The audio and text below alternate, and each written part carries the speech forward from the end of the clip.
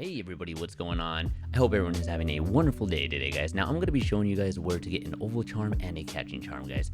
The town that you're going to be wanting to head over to is Churchenja. I think that's how you say it. I'm sorry, I'm terrible with names. It is the snow town that's up on the very top of your map, guys. You guys are going to want to be going over to the hotel on the left side. This is going to, in general, I'm just going to show you guys how to get these items and the reason why you guys really want to get them. Now, the first one I always go and try to get, which is actually the hardest one, and the reason why I'm going to explain in just a moment, and it's going to be your oval charm. Now, why you're really going to want to have an oval charm is simple. If you're trying to breed Pokemon, this makes it so that in the nursery, it makes it so that the eggs will show up and have a increased chance of showing up more. So you could pretty much just make it so that you're gonna be finding more and more eggs, which if you are a breeder, which if anybody ever notices that with me and knows that problem, knows that feel, you know that if you can get your eggs the fastest as possible, you can hurry up and move on to the next Pokemon, the better. So any kind of time saving that you can find is just really going to help you out drastically. So that's something that I like 100% want most people to go for there. So if you don't know, again, it's in the hotel on the left side here. But the only thing is, though, is you are going to have to do a battle. Now, the person that you're gonna have to battle has level 65 Pokemon, and they're not the easiest thing in the world. Now, I'm actually using my my Dragapult here, and it's level 100, so it actually makes it pretty simple here. So I really don't have any big concerns. But granted, if you are wondering what you might need right there, maybe just have a higher level Pokemon, you should be just fine right there. I would say somewhere in the 80s and 90s, and again, having a pretty stacked team would really help you out drastically. That's just something, again, so that you can hurry up and run through this. Again, this is just something huge for the nursery, so I would recommend this 100%, because if you don't have it right there, you are going to be wasting a lot of extra time, and that's something that when you're breeding, especially with as many Pokemon as there is, you're going to want to save as much time as possible and also make it so you can get as many eggs as humanly possible whenever you want to go through this. Now, the next part though, now the catching charm. This one's actually going to be really nice for you guys, because a catching charm, you literally, all you have to do is go into the next room and talk to the nurse doctor looking character that's right there. Literally pick that up right there and you will get the catching charm. You don't have to do any battles or anything, so that one's actually really easy. And I would definitely recommend that, especially if you do not want to have as many issues with catching Pokemon. Now, in general, what this does really, and it helps you with like your critical catches.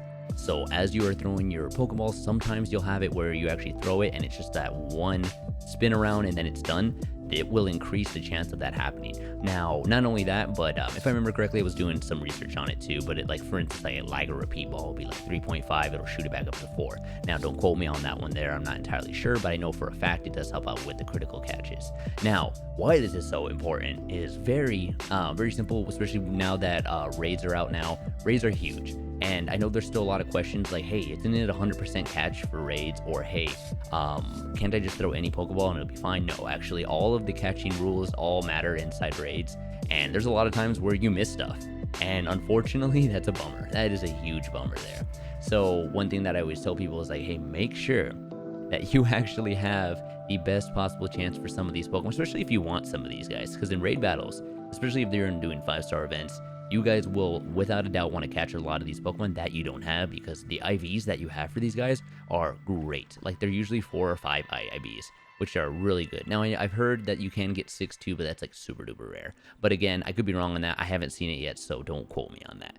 But these items in general are just beautiful, and the reason why I'm bringing both of them together is because they're right next to each other. Now, I would like to just do one or the other usually, but because of this, because they're right next to each other, I feel like it's more important to do both, but just so you can get pretty much 2 birds with 1 stone. I think that would just be perfect for you.